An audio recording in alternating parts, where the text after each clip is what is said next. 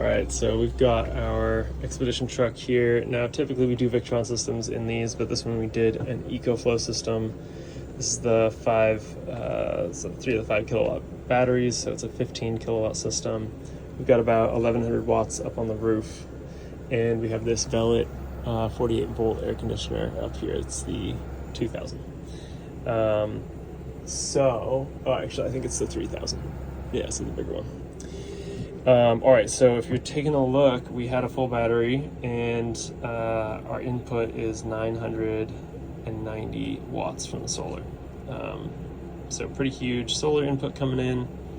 We can see if we tap into that, got the 2 different solar arrays. These are 2 440 watt panels, and then over here we have the maybe 2 individual panels. So 230 in the Pacific Northwest, so the sun's fairly overhead but not perfect, so looking really good here. And then if we're looking at our output, so this thing is set to pretty low, got ice cold air coming out. These are really quiet. I love these air conditioners. Feeling really good there, and we're pulling 700 800 watts, and yeah, we're net positive here. So we also have, I think, everything else still turned on. Oh no, looks like the fridge is not.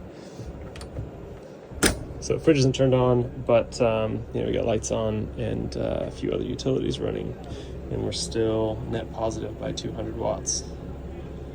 So pretty cool, pretty good system. When you've got it sized right, they really favor builds that have large roofs for solar.